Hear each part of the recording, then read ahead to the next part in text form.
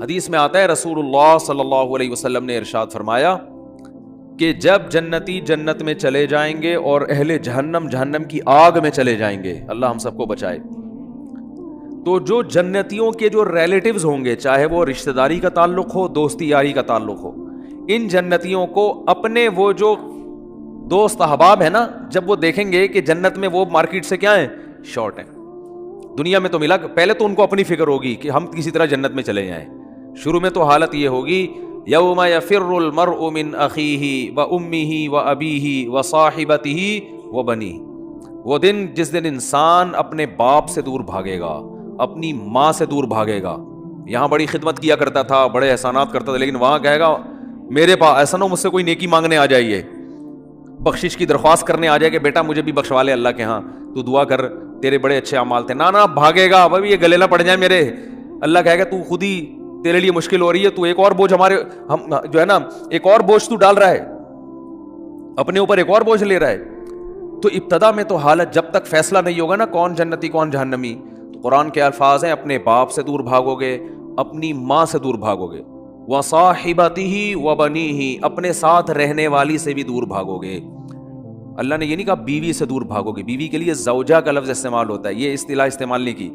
دیکھو ابا کو اللہ نے ابا کہا، اماں کو اللہ نے اماں کہا، تو بیوی کو بیوی کہنا چاہیے نا. پوائنٹ کی بات بتا رہا ہوں، کئی دفعہ بتا چکا ہوں. اللہ نے یہاں بیوی کو بیوی نہیں کہا ساتھ رہنے والی، صاحبہ، صحبت سے ہے نا، ہمیشہ چپک کے رہنے والی. اس سے پتہ چلتا ہے کہ جب ایک دفعہ شادی ہو جاتی ہے نا، تو وہ بیوی پھلترو کی طرح ہمیشہ کے لیے چپک جاتی ہے. اس سے پتہ چل رہا ہے. یہ میں اس لیے کہہ رہا ہوں کہ پھر لوگ کہتے ہیں یار پھر جو ہے نا سفر پہ جاتے ہیں تو بیگم کو ساتھ نہیں لے کے جاتے، 2 سال جاب کے لیے باہر چلے جاتے ہیں، بیگم کو یہاں چھوڑ کے چلے جاتے ہیں، تو صاحبہ تو پھر نہ ہوئی نا، یہ پھلتر کی طرح چپکا ہوا تو وہاں کوئی اور ہے، تمہارا باس چپکا ہوا ہے تمہارے ساتھ، جہاں 2 سال تم جاب کر رہے ہو، دوست چپکے ہوئے ہیں. تو اس لیے جہاں بھی جاؤ اللہ نے صاحبہ کے لفظ میں بتا دیا. پھلترو پتہ ہے کسے کہتے ہیں؟ پھلترو ہیں وہ دھاگا چپک جاتا ہے نا بعض دفعہ، یہاں پہ سردیوں میں زیادہ چپکتا ہے. اب آپ یوں کرتے ہو تو پھر ہاتھ پہ چپک جاتا ہے، پھر آپ یوں کرتے ہو ادھر آ کے چپک جاتا ہے، پھر یوں کرتے ہو تو یار یہ پھلترو. تو یہ بالکل اسی طرح جب آپ کی شادی ہوئی تو بیگم پھلترو کی طرح چپک گئی. اب جہاں جہاں جاؤ گے وہاں وہاں وہ ساتھ. تو یہ شادی کرنے سے پہلے سوچ لیا کرو. اس کو اللہ نے لقب ہی یہی دیا کہ اس کا وہ رہنے والی ہے ہمیشہ. ہاں وسائل اگر نہیں ہے تو ایک الگ بات ہے، ورنہ جہاں جاؤ بیگم ساتھ ہونی چاہیے. حج پہ جا رہے ہو بیگم کو لے کے جاؤ، عمرے پہ جا رہے ہو بیگم کو لے کے جاؤ. شریف لوگ اسی طرح کرتے ہیں. تو سفر پہ جا رہے ہو گھومنے پھرنے، بیگم کو لے کے جاؤ. خالی دوستوں کے ساتھ پروگرام نہیں بنایا کرو. اگر آپ شادی شدہ ہو صرف دوستوں کے ساتھ پروگرام بنا رہے ہو تو اس میں اس بات کا خطرہ موجود ہوتا ہے کہ آپ کے ارادے اچھے، میں بدگمان نہیں ہو رہا، بہت سے لوگ نیک شریف ہیں، آپ سارے شریف شرفا بیٹھے ہوئے ہیں، بیان سن رہے ہیں ماشاء اللہ سارے شریف شرفا، لیکن یہ کہ بھائی اس کو ساتھ لے کے جاؤ. اگر اللہ نے وسائل دیے، نہیں دیے تو ایک الگ بات ہے. چلو ہمیشہ نہیں لے کے جاتے، کبھی تو لے کے جاؤ نا. تو اور جہاں جاب کر رہے ہو وہاں اس کو ساتھ رکھو، سمجھتے ہو، وہاں ساتھ رکھو اس کو. تو اللہ نے فرمایا جس کے ساتھ ہمیشہ رہا کرتے تھے اس سے بھی آج دور بھاگو گے. بولو گے بھائی مفتی صاحب کا بیان دنیا کے لیے تھا، بیگم یہاں میرے قریب نہ ٹھیک ہے نا، یہاں نہ، اللہ کا واسطہ بخش دے یہاں پہ. کیوں؟ نفسی نفسی، مجھے اپنی فکر ہے کہ میرا ہوگا کیا. وصاحبتہ وبنیہ، اپنے بیٹوں سے دور بھاگے گا، کیونکہ بیٹیاں تو بہرحال رخصت ہو کے چلی جاتی ہیں، بیٹے تو ہمیشہ اپنے ساتھ رہتے ہیں، ان سے دور بھاگے گا. ایک اور جگہ فرمایا وَأَخِيهِ، بھائی سے دور بھاگے گا. وَفَصِيلَتِهِ الَّتِي تُؤْوِيهِ، اور جس خاندان نے پوری زندگی اس کو ٹھکانہ دیا، اپنے گھر میں رکھا، باپ ماں اور پوری فیملی، اس خاندان سے مکر جائے گا، وہاں سے دور بھاگے گا. تو شروع میں تو یہ حالت ہوگی کہ میرا بنے گا کیا، بس یہ فکر. لیکن جب پتہ چل جائے گا بھائی تیرا اعمال نامہ دائیں ہاتھ میں دیا جا رہا ہے، جب اعمال نامہ دیا جائے گا نا، فَأَمَّا مَنْ أُوتِيَ كِتَابَهُ بِيَمِينِهِ، جس کے دائیں ہاتھ میں دیا جائے گا، بالکل ایسے کاؤنٹنگ ہوگی، بلکہ تولا جائے گا نیکیوں کو. تو اللہ فرماتے ہیں کہ قیامت کے دن یہ جو ہے نا ایسا نہیں ہے کہ تم یہ سمجھتے ہو کہ سب خود بخود ہو رہا ہے. ایک ایک چیز کا، ما لہذا الکتاب لا یغادر صغیرۃ ولا کبیرۃ الا احصاها، قرآن کہتا ہے جب تم اپنا اعمال نامہ دیکھو گے نا تو یہ نہیں کہو گے کہ یہ اس نے میری زندگی کا، اس نے جو ہے نا صحیح رزلٹ اناؤنس کیا ہے، بالکل صحیح. دیکھو آپ نے اگر امتحان میں اچھا پرچہ نہیں کیا ہوتا تو جو آپ کو توقع ہوتی ہے اسی کے حساب سے جب نمبر مل جائیں تو آپ کو تعجب نہیں ہوتا. آپ کو تو یار مجھے لگ رہا تھا کہ 60-65 کے درمیان ہی میرے نمبر آئیں گے, تو باقی 63 نمبر ہیں تو بالکل صحیح نمبر ہیں, گھپلا نہیں ہوا.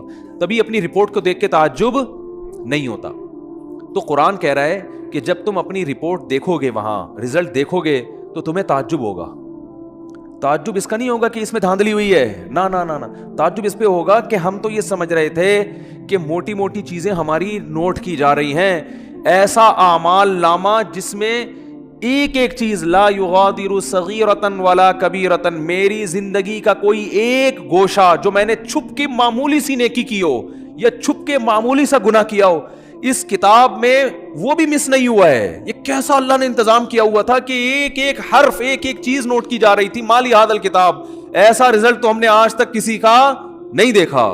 انسان تعجب کرے گا کہ بھائی میں تو سمجھ رہا تھا کہ میں آزاد ہوں, یہاں تو ایسی گرفت ہے, اتنی گرفت ہے کہ ان وہ کیا ہے, فتکن فی صخرۃ او فی السماوات او فی الارض یاتی بہ اللہ. ایک رائی کے دانے کے برابر نیکی یا گناہ اگر کیا ہے نا, اندھیروں میں خفیہ چٹانوں کے اندر بیٹھ کر اللہ اس کو بھی کھینچ کے نکال کے لے آئے گا. ایسا انتظام ہے. دیکھو کافر کہتا ہے بالکل بھی انتظام نہیں ہے, اللہ کہتا ہے ایک ایک چیز نوٹ کی جا رہی ہے. ما یلفظ من قول الا لدیہ رقیب عتید. کیا الفاظ ہیں قرآن کے. قرآن کہتا ہے تم جو زبان سے الفاظ پھینکتے ہو نا, لفظ یلفظ کا معنی ہوتا ہے عربی میں پھینکنا. یہ وہ والا پھینکنا نہیں جو ہم کو پھینکو کہتے ہیں. یہ جو الفاظ ہم زبان سے نکالتے ہیں تو یہ نکل کے ہوا میں تحلیل ہو رہے ہیں نا. تو قرآن کہہ رہے جو کچھ زبان سے نکل کے ہوا میں جا رہا ہے یہ غائب نہیں ہو رہا. لدینا رقیب, ایک رقیب, رقیب کسے کہتے ہیں, نگرانی کرنے والا. جیسے کوئی خفیہ ایجنسی کا آدمی دیکھ رہا ہو, ٹریس کر رہا ہو بندہ جا کہاں رہا ہے. یہ سی آئی ڈی والے چیک کر رہے ہوتے ہیں نا چور کو. بھائی سی آئی ڈی والوں نے کسی بندے کو پکڑنا ہے اور بندہ بڑا پاورفل ہے تو پہلے ریکی ہوتی ہے, یہ بندہ صبح نکلتا کہاں سے جاتا, ایک ایک چیز نوٹ کی جاتی ہے اس کی. تو رقیب اس کو کہتے ہیں. رقیب جو ہر وقت تمہارے مراقبے میں ہے. آپ نے دیکھا ہو نا مراقبہ سینٹر کھلے ہوئے ہیں, اس میں بیٹھے ہوتے ہیں مسٹنڈوں کی طرح یوں کر کے نا غور کر رہے ہوتے ہیں, وہ پتہ نہیں کیا کر رہے ہوتے ہیں. تو اسی طرح بیٹھا ہوا ہے فرشتہ. اللہ فرماتے ہیں رقیب عتید کا معنی بڑا ڈھیٹ ہے. وہ کیا ہے, وہ ڈھیٹ, چھوڑے گا نہیں, وہ چھوڑے گا نہیں. وہ ایسا ہے کہ بس وہ سرکش ٹائپ کا ہے, وہ نہیں سنتا کسی کی. تو ایک لفظ بھی ایسا نہیں ہے جو تمہاری زبان سے نکلے اور اسے کیچ کرنے کے لیے اللہ نے فرشتہ متعین نہ کیا. وہ بھی ہمارے ساتھ پیدا ہوتے ہی پھلترو کی طرح چپک گیا ہے ہمارے ساتھ. وہ نظر نہیں آ رہا ہمیں, کیونکہ سائنسدان کہتے ہیں نظر نہیں آ رہا تو ہے ہی نہیں. تو بھائی اس کائنات میں آپ کو مادی چیزوں پر ریسرچ کر سکتے ہو, جو مادی کے علاوہ چیزیں ہیں وہ سائنس کے دائرے میں آتی نہیں ہیں. اللہ نے فرشتوں کو روشنی سے بنایا ہے, نور سے بنایا ہے. روشنی تھوڑی ٹریس ہو سکتی ہے. اگر روشنی کی ماہیت کو چینج کر دیا جائے, اس سے کچھ بنا دیا جائے, پھر تھوڑی پتہ چلے گا انسان کو. تو وہ روشنی نور کے بنے ہوئے فرشتے ہیں. اللہ فرماتے ہیں ایسے ڈھیٹ اور ایسے رقیب ہیں کہ تمہاری زبان سے ایک حرف بھی نہیں نکلتا جس کو وہ محفوظ نہ کر رہے ہوں. وہ سیو ہو رہا ہے سب کچھ. تو قرآن میں کہتا ہے قیامت کے دن انسان کہے گا مالی ھذا الکتاب.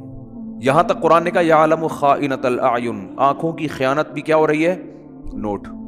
تو اللہ نے کیا فرمایا, یعلم خائنۃ الاعین, آنکھوں کی خیانت کو بھی وہ جانتا ہے, نوٹ کر رہا ہے. تو آپ نے ذرا سا نظر اٹھائے نا انٹی کو دیکھنے کے لیے, تو بس اللہ نے کیا کر لیا, فرشتوں کا اس کو نوٹ کر لو, یہ لکھو, یہ اس کا حساب بولو دینا پڑے گا کہ یہ آنکھیں اللہ نے دی تھیں, ان کو غلط استعمال کیوں کیا. ہاں اگر توبہ کر لیا آپ نے, اس لیے کہہ رہا ہوں کتنے لوگ پتہ نہیں کتنی انٹیاں دیکھ کے آئے ہوئے ہوں گے, اللہ معاف فرمائے. صحیح ہے نا, باپ کو یار وہ تو لکھ لیا, تو توبہ کا دروازہ بھی کھلا ہوا ہے. جیسے برائی لکھی جاتی ہے نیکی بھی لکھی جاتی ہے. آپ نے بیٹھے بیٹھے ارادہ کر لیا, یہیں بیٹھے بیٹھے اللہ اب ہو گیا, آئندہ نہیں کروں گا, جتنا پچھلا ہوا معاف کر دے, یہیں بیٹھے ہوئے آپ کے دل کے ان خیالات کو نوٹ کیا جا رہا ہے. تو میں وہ حدیث کمپلیٹ کر کے بس بیان ختم کرتا ہوں. تو رسول اللہ صلی اللہ علیہ وسلم نے ارشاد فرمایا کہ جب قیامت کے دن جنتی جنت میں اور اہل جہنم جہنم میں چلے جائیں گے, اس سے پہلے تو نفسا نفسی کا عالم ہوگا نا, بس میں کسی طرح چلا جاؤں. جب چلے گئے نا جنت میں تو اب سکون مل گیا, دائیں ہاتھ میں اعمال نامہ سرٹیفکیٹ آ گیا, تو فوراً اپنے رشتہ داروں کی طرف بھاگے گا جن کو تھوڑی دیر پہلے کہہ رہا تھا میرے قریب مت آؤ. تو اللہ فرماتے ہیں جیسے ہی اعمال نامہ دائیں ہاتھ میں آئے گا, ہاں اقرؤوا کتابیا, ارے ابا کہاں ہیں, اماں کہاں ہیں, بیوی کہاں ہیں, بچے کہاں ہیں, میرا اعمال نامہ پڑھو, میرا اعمال نامہ دیکھو, دکھائے گا سب کو لا لا کے. انی ظننت انی ملاق حسابیا، مجھے یقین تھا کہ ایک دن میرا اعمال نامہ مجھے ملنے والا ہے، اسی یقین کی بیس پر تو میں عمل کرتا تھا، آج دیکھو اللہ نے میرا اعمال مجھے دکھا دیے. فہو فی عیشۃ راضیہ، اللہ فرماتے ہیں ایسی زندگی میں ہوگا کہ زندگی اس سے خوش ہوگی. یہ بھی قرآن کی عجیب بلاغت ہے. بھائی ہونا تو یہ چاہیے ایسی زندگی ہم اس کو دیں گے کہ یہ اپنی زندگی سے خوش ہوگا، لیکن قرآن کہہ رہے یہ نہیں، ایسی زندگی ہم اس کو دیں گے کہ زندگی اس سے خوش ہوگی. یہ بلاغت ہے، مبالغہ ہے. جیسے کہتے ہیں نا فلاں کی تو زندگی اس پہ مہربان ہو گئی ہے، لوگ کہتے ہیں نا یار فلاں کی تو تقدیر اس پہ عاشق ہو گئی ہے، جو سوچتا ہے زندگی اس کو وہ دے دیتی ہے. تو اللہ فرماتے ہیں ایسی زندگی کہ یہ تو چھوڑ دے کہ وہ زندگی سے خوش ہوگا، نہیں ہوگا، زندگی اس پہ مہربان ہوگی، ایسی پیاری زندگی ملے گی. تو جب یہ ہو جائے گا وہ جنت میں چلے جائیں گے. تو جنت میں شروع میں تو اپنا ہی حساب کتاب ہو رہے ہیں، اور یہ انار کے باغات اور یہ سیب کے باغات اور یہ نہریں اور یہ انہی میں.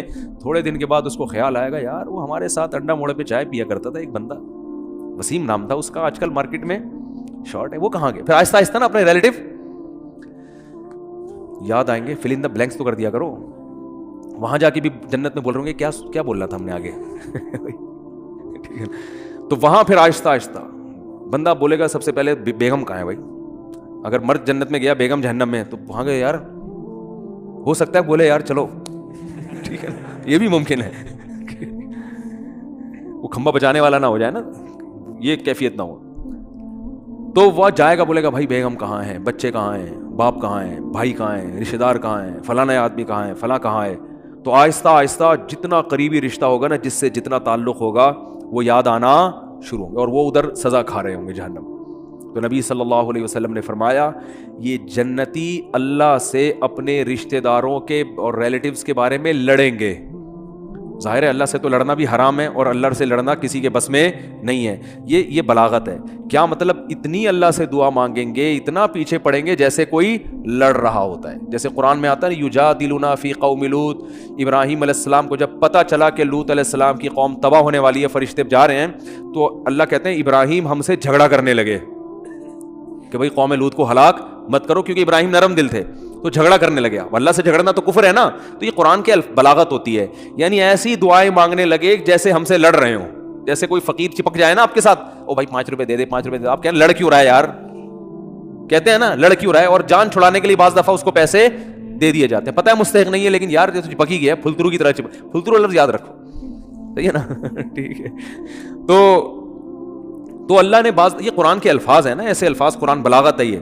تو حدیث میں آتا ہے کہ اللہ سے جھگڑا کرنا شروع کر دیں گے، یعنی اتنا زیادہ مانگیں گے گویا کہ جھگڑ. یاد آئیں گے یار ہمارا دوست تھا وہ جہنم میں آگ میں، تو اللہ تعالیٰ ان کے لیے، ہاں وہ جو اصل میں حدیث سنا رہا تھا نا، تو اتنی لمبی تمہید ہو گئی، وہ کہیں گے اللہ سے جا کے اے اللہ بہت سے ایسے ہمارے دوست احباب رشتہ دار تھے یصلون معنا ویصومون معنا، جو ہمارے ساتھ نمازیں پڑھا کرتے تھے، رمضان کے روزے رکھا کرتے تھے، مگر آج وہ ہمیں جنت میں نظر نہیں آ رہے. اس سے کیا پتہ چلتا ہے؟ وہ بھی یہ بتائیں گے کہ وہ مسلم تھے، کیونکہ یہ کافر کے بارے میں تھوڑی خیال آئے گا ان کو. ہائے ہائے کیسے سمجھائیں یار. یہ کافروں کے بہت، کافر کا تو پتہ ہے کہ دنیا میں اللہ نے مغفرت پہ پابندی لگائی ہوئی ہے، تو آخرت میں کہاں سے ہوگی. کافر کا تو دیکھ رہے ہیں اللہ ابراہیم علیہ السلام اپنے باپ کو نہیں بخشوا سکیں گے، تو ہم کون سا ابراہیم علیہ السلام سے آگے نکل گئے کیا. تو یہ اپنے مسلم ریلیٹیوز کے بارے میں، تو ان کا اسلام ثابت کرنے کے لیے اللہ کے سامنے حوالہ کیا دیں گے؟ اے اللہ وہ نماز بھی پابندی سے پڑھا رکھ کرتے تھے، رمضان کے روزے بھی رکھتے تھے، مسلم ہیں، لیکن آج ہمیں نظر نہیں آ رہے. گناہ تھے، زنا تھے، چوری تھی، کچھ بھی تھا. اس سے اندازہ لگاؤ وہاں بھی ان کو اپنے ریلیٹیوز کا مسلمان ہونا ثابت کرنے کے لیے شناختی کارڈ نہیں دکھائیں گے وہ کہ اللہ یہ دیکھو نادرس میں لکھا ہوا تھا انہوں نے اسلام. وہاں بھی اللہ ثبوت مانگے گا، اسلام کا ثبوت کیا تمہارے پاس؟ تو ثبوت پیش کریں گے. اللہ تو جانتا ہے، تو اعمال نامہ نکال کے دیکھ لے، نمازوں میں ہمارے ساتھ کھڑے ہوتے تھے، رمضان کے روزوں میں ہمارے ساتھ ہوتے تھے، روزے نہیں چھوڑتے تھے رمضان کے، اور نہ نماز چھوڑتے تھے، کیونکہ اسلام کا رکن ہے نا یہ.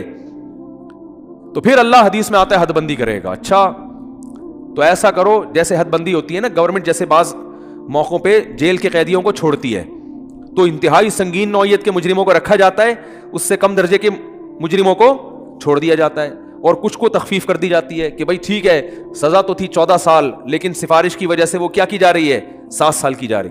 تو اللہ حد بندی کریں گے.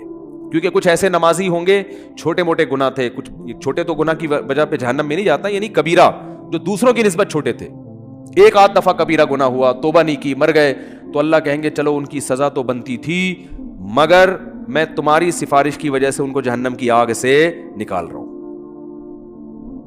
تو حدیث میں آتا ہے وہ نکال لیں گے, جنتی آرام سے بیٹھ جائیں گے, بھائی چلو نکل گئے, بھائی وسیم بھائی بھی آ گئے. وسیم بھائی بھی جنت میں بھی ہوں گے, ایسا نہیں ہو کہ وسیم کو آپ بولیں گے. تو میں جن وسیم کی بات کر رہا ہوں ان میں سے کوئی بھی میرا بیان اس وقت نہیں سن رہا. تو جنتی نکالنے کے بعد پھر کہیں گے, پھر تھوڑا عرصہ گزر جائے گا, پھر خیال آئے گا بھائی وہ تو اپنا دوست تھا یار, اس کو بھی تو نکالنا ہے بھائی. پھر حدیث میں آتا ہے, نبی صلی اللہ علیہ وسلم فرماتے ہیں اللہ سے آ کے سفارش کریں گے. پھر حدیث کے ظاہری الفاظ یہی ہیں, اللہ سے کیا کہیں گے, ہمارے ساتھ نماز پڑھا کرتے تھے اور ہمارے ساتھ روزہ رکھا کرتے تھے. تو بے نمازی کا تو تذکرہ آ ہی نہیں رہا کہ جنت میں جائے گا. سمجھ میں آ رہی ہے بات؟ بے نمازی کا تو کہیں تذکرہ ہی نہیں آ رہا کہ بھئی اپنا اسلام تو ثابت کرو. تو حدیث میں آتا ہے کہ پھر اللہ تعالیٰ اور پھر حد بندی کریں گے اور پھر کہیں گے چلو بھائی بے نمازی کا بھی آئے گا, بالکل اینڈ میں آئے گا وہ. یعنی یہ بھی یاد رکھیں گے اپنے نمازیوں کو کہ اللہ وہ تو مسلمان تھے, ہم ان کی گواہی دیتے ہیں اسلام کی. بالآخر یہ نکالتے نکالتے ختم. پھر نبی صلی اللہ علیہ وسلم نے فرمایا کہ نبی صلی اللہ علیہ وسلم سفارش کریں گے, کیونکہ آپ کے تو ریلیٹیو محدود ہیں نا, کسی کے 10 ہیں, کسی کے 15 ہیں, سب نکل گئے بھائی. اس سے کہیں اس میں نہ آئے کہ چلو ہمارے فلاں نے ہم کو نکال دیں گے, لیکن جائیں گے بھی تو سزا بھی تو کھائیں گے بھائی. وہ تھوڑے دن کی تھوڑی ہے, وہ تو تھوڑی سزا بھی بہت ہے. تو سفارش تو ہوگی, شفاعت بھی ہوگی, یقینا برحق اہل سنت والجماعت کا عقیدہ ہے کہ شفاعت ہوگی. جہنم میں جس کو جتنی سزا اس کی بنتی ہوگی نا, کافر کے علاوہ کسی کو بھی پوری سزا ملے گی نہیں. جیسے دنیا کا قانون ہوتا ہے نا, اتنے سال قید با مشقت, وہ ریٹرن میں کچھ اور ہوتا ہے, پریکٹیکلی کچھ اور ہوتا ہے. تو ریٹرن میں تو اللہ کے ہاں لکھا ہوا ہے کہ زانی اتنے سال جہنم میں جلے گا, قاتل اتنے سال جہنم میں جلے گا, فلاں اتنے سال, لیکن یہ ریٹرن میں اصل سزا وہی ہے. لیکن پریکٹیکلی کیا ہوگا کہ سفارشوں کی بیس پہ سزائیں کم ہوتی چلی جائیں گی. بھائی اس کے اتنے سال تھے اتنے کم ہو گئے, اتنے سال تھے اتنے کم ہو گئے. تو نبی صلی اللہ علیہ وسلم نے فرمایا, یہ بھی حدیث میں کمپلیٹ کر دیتا ہوں, اگرچہ یہ موضوع کا حصہ جتنا تھا وہ میں نے بیان کر دیا, لیکن بڑی دلچسپ حدیث ہے. آپ صلی اللہ علیہ وسلم نے فرمایا پھر نبی کا رشتہ امتیوں سے کس کا ہے؟ امتی ہونے کا. آپ صلی اللہ علیہ وسلم پھر اپنی امت کو نکالیں گے. وہ بھی اللہ حد بندی کرے گا کہ اتنے اس لیول کے لوگوں کو جن کے گناہ اس نوعیت کے تھے ان کو آپ کی سفارش سے نکالا جائے گا. یہاں تک کہ آپ صلی اللہ علیہ وسلم نے فرمایا کہ میں بھی سفارش ختم کر دوں گا جتنے لوگوں کو نکالنا تھا. تو اللہ کہے گا کہ کوئی ہے مزید سفارش کرنے والا؟ آواز آئے گی بھئی اب کوئی بھی نہیں ہے. اللہ کیا پیارے الفاظ ہیں یار حدیث کے. اللہ فرمائیں گے هل يبقى الا الرحمن, جو رحمان ہے سب سے زیادہ رحم کرنے والا وہ تو ابھی باقی ہے. یعنی تمہیں اگر ترس آ رہا ہے, کوئی تمہارا ماموں ہے, کوئی تمہارا چاچا ہے, کوئی تمہارا باپ ہے, تم ان رشتوں کی بیس پر, اور نبی ترس کھا رہے ہیں کہ میری امت ہے, تو اللہ فرمائیں گے میں تو رحمان ہوں اور یہ میری مخلوق ہے. میں تو رحمان ہوں نا, تو رحمان کیسے چھوڑ دے گا؟ وہ نہیں کہ وہ اپنی مرضی سے نہیں نکالے گا.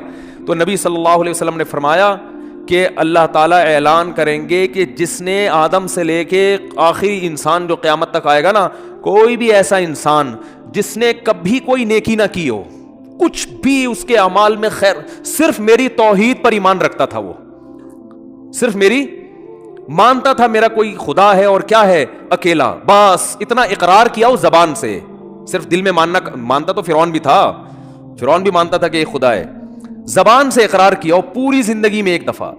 من کان فی قلبہ مثقال حبۃ من خردل من ایمان, ایمان کا ایک معمولی سا رائے کی دانے کے برابر ذرہ بھی ہو اور اس ذرے کی وجہ سے کبھی زندگی میں خیر نہ کی ہو, ساری زندگی اس کی بدعمالیوں سے بھری ہوئی ہے لیکن ایک نیکی ہے, تو اس کو بھی نکال کے لے آؤ. تو حدیث میں آتا ہے اتنے خلقت نکلے گی نا, بڑے بڑے دنیا میں بدماش پیدا ہوئے ہیں بھائی, ساری زندگی قتل و غارت میں گزری, ساری زندگی برائیوں میں گزری. ہاں, اور یہ بھی آتا ہے حدیث میں کہ یہ اللہ اس وقت کریں گے یہ کام, ایک تو اللہ کہیں گے هل يبقى الا الرحمن, کہ رحمان باقی ہے. دوسرا اس وقت کی جو کافر ہے نا وہ اہل ایمان کو تانا دے گا کہ یار ہم بھی برے تھے تم بھی برے, صحیح ہے نا, ہم غیر مسلم تھے اور تم اپنے آپ کو کیا کہتے تھے, تم ایک خدا کو مانتے تھے, تو تمہارے ایمان نے تمہیں کوئی فائدہ نہیں پہنچایا. ہمیں تم دنیا میں کہتے تھے اسلام قبول کرو, ایمان لے کر آؤ, تو وہی انجام تو تمہارا بھی وہی ہے جو ہمارا ہے. تو قرآن کے حدیث میں آتا ہے اللہ تعالیٰ اس وقت جس کے دل میں بھی رائی کے دانے کے برابر بھی ایمان ہوگا نا, اللہ کہے گا میں اپنے ماننے والوں کو نہ ماننے والوں کے ساتھ نہیں رکھ سکتا. غیرت کا مسئلہ ہے. تبھی لوگ کہتے ہیں نا غیر مسلم اتنے نیک اچھے اچھے اعمال کر رہے ہوتے ہیں وہ جہنم میں کیوں جائیں گے. او بھائی غیرت کا مسئلہ ہوتا ہے. آپ کی فرض کرو 2 بیویاں ہیں, ایک بہت خدمت گزار ہے لیکن وہ کہتی ہے کہ بھائی میں آپ کی بیوی بھی ہوں, اور وہ جو فلاں جو ہے نا سبکتگین, ایسا نام نہ لو کہ اس وسیم ستار کو غصہ آ جائے نا, بہت مشکل سا نام کوئی بتاؤ, سبکتگین بھی نام ہوتا ہے نا کیونکہ غیرت والا مثال ہے. سبکتگین نہیں بھائی, کچھ بھی بتا لو یار ہیں. ابے کوئی ایسا مشکل سا نام بتاؤ دنیا میں کسی کا ہوتا ہی نہیں ہے. ABCD صحیح ہے نا. وہ آپ کی 2 بیویاں تھیں, ایک اکڑ والی, مانتی نہیں ہے بات کو, چائے کا بولو نہیں پکا کے لائے گی, آپ بولو بھائی کھانا پکاؤ نہیں پکائے گی, ہر وقت بس زبانی بد کلامی. لیکن جب اس سے پوچھا آپ کے میاں کون ہے, بھائی یہ میرے میاں ہے بس, ٹھیک ہے میں نہیں مانتی ان کی ایک نہیں مانتی, لیکن ہے یہ میرے میاں, مجھے ماننا چاہیے ان کی, مجھے ان کا احترام کرنا چاہیے, لیکن مجھ سے ہوتا نہیں ہے, اوپر سے فالٹ چلا رہا ہے, ہمارے خاندانی مسئلہ ہے, یہ آپس کی بات ہے ہماری, لیکن ہے بھائی یہ میرا میاں ہے, اس کے علاوہ میں کسی اور سے محبت نہیں کر سکتی. میاں والی جو محبت ہے وہ اسی سے ہوگی. دوسری بڑی فرما بردار ہے, او بھائی جب چائے کا بولا بٹن دباؤ چائے آ رہی ہے, ایئر ہوسٹس والے اخلاق رکھے ہوئے, اس نے ٹریننگ وہاں سے لی ہوئی ہے, اس کی والدہ نہیں سکھائے اس کو یہ آداب تمیز. لیکن وہ آفس میں بھی آپ کے کسی دوست سے بھی اس کے سلام دعا بہت اچھی ہنس ہنس کے بات کرتی ہے. آپ جب کہتے ہیں بیگم مجھے بڑی غیرت آتی ہے, تو کہتے ہیں کیا ہو گیا, براڈ مائنڈڈ بنو, اگر تم سے میں محبت کر سکتی ہوں تو میرا پرانا بوائے فرینڈ ہے وہ, مجھے اس سے بھی وہی عشق ہے جو تم سے, بلکہ اس سے تھوڑا زیادہ ہے, اتفاق سے شادی تم سے ہو گئی میری, چاہتی تو میں تھی وہاں ہو لیکن اب ہو گئی ہے, مجبوری میں گزارا کر رہی ہوں, نادرا میں سرٹیفکیٹ بن گیا, پھر دوبارہ سے 4-5 ہزار روپے کا خرچہ آئے گا, وہیں رہنے تو, کاغذ میں رہنے تو, لیکن ویسے مجھے محبت اس سے ہے. رکھو گے غیرت اگر ہوگی تو ہے. بولا کہ بھائی وہ جو ہے نا جو ایک ذرا بھی خدمت نہیں کرتی, کم از کم مجھے اطمینان ہے کہ صرف کس کو مانتی ہے, شوہر مجھے مانتی, اور یہ تو اتنی وفادار ہے نا, تو وفادار تو میں گھر میں کوئی ماسی لا کے رکھ لوں گا, بٹن دباؤ اس سے زیادہ کام کرے گی. ماسیاں زیادہ کام کر لیتی ہیں نا. کیا ہو گیا بھائی, ماسی کو تو پوچھا لگانے کا بولو پوچھا لگائے گی, بیگم کو بولو پوچھا لگانے, تو کہے گی میں کیا پوچھا لگانے کے لیے آئی ہوئی یہاں پہ, اس لیے مجھ سے شادی کی تھی پوچھے لگوانے کے لیے, وہ تانا دے گی آ کر, ماسی تھوڑی تانا دے گی. تو بیوی کی ڈیفینیشن میں سب سے پہلے یہ کہ وہ آپ کے علاوہ کسی اور کو شوہر نہ مانتی ہو, باقی محبت کرے کسی سے, ابا سے باپ والی, بھائیوں سے بھائی والی, لیکن جو شوہر سے جس طرح کی محبت کی جاتی ہے, عشق کیا جاتا ہے, وہ صرف میاں ہی ہے. تو جیسے میرے بھائی مرد اس معاملے میں شرکت برداشت نہیں کرتا اگر غیرت ہوگی, تو اللہ بھی کہتا ہے بھائی تم کتنے بڑے سائنسدان ہو, تم کتنے بڑے فنٹر ہو, تم نے ساری انسانیت کی خدمت کر کر کے ان کے پیٹ بھرے, اگر میرے ساتھ کسی اور کو بھی خدا مانتے ہو تو ان نیکیوں کا بدلہ پھر اسی سے جا کے لو. میں تو آج جو میرے اپنے تھے ان کو اپنے غیروں سے ممتاز اور جدا کروں گا, چاہے غیر کتنے بظاہر اچھے ہوں اور میرے اپنے کتنے نالائق کیوں نہ ہوں. اس لیے ایمان اور توحید سے بڑی کوئی نعمت نہیں ہے. مسلمان کتنا ہی گناہگار ہو, اس کائنات کو جو چلانے والا, بنانے والا, جنت جہنم پیدا کرنے والا, اس کو مانتا ہے کہ اللہ ہوں میں تیرا, بے شک نالائق ہوں, بے شک نافرمان ہوں. تبھی یاد رکھو اپنے ایمان پہ سمجھوتا نہ کرو. جو لوگ یورپ جاتے ہیں, امریکہ جاتے ہیں, میں ان سے خاص طور پہ کہتا ہوں یار تم اگر یاشی میں لگ بھی رہے ہو, خدا کے بندو اپنے آپ کو مسلم تو کہا کرو, کم از کم برائی کو برائی تو سمجھو, اللہ توبہ کی توفیق دیتے, میں غلط کر رہا ہوں یہ اعتراف تو کرو اللہ کے سامنے. جیسے ایک نالائق باپ, نالائق اولاد اپنے باپ کے سامنے اعتراف تو کرتی ہے یار ہم ابا کے حقوق ادا نہیں کر سکے. کتنے لوگ ہیں والدین جب دنیا سے جاتے ہیں اولاد رو رہی ہوتی ہے یار ابا کی ہم خدمت نہیں کر سکے, یار کوئی تلافی ہو سکتی ہے. تو نالائق اولاد تھی نا, لیکن ابا کو ابا تو مانا نا اس نے. تو یاد رکھو جو اللہ کو اللہ ہی نہیں مانتا, یہ اللہ کے ساتھ شریک کرتا ہے, اس کے سارے اعمال قرآن کہتے ہیں راک کے ڈھیر ہیں, جیسے پھونک لگاؤ سارے اعمال اڑ گئے, پورا پہاڑ اڑ جائے گا نا, پھونک دیکھنے میں بہت ہے, اللہ فرماتے ہیں ایسا ہی ہوگا. تو نبی صلی اللہ علیہ وسلم نے فرمایا سب سے جو رائی کے دانے کے برابر بھی توحید کا قائل تھا نا, اس کو بھی اللہ نکال لے گا. تو اس لیے جہنم میں صرف وہی رہے گا جو مشرک ہے, جو کفر پہ مرا, جو قرآن کا اللہ کے رسولوں کا انکار کرتا ہے. اس کے علاوہ جو بھی ایمان کی حالت میں جائے گا بالآخر ایک نہ ایک دن وہ نکلے گا.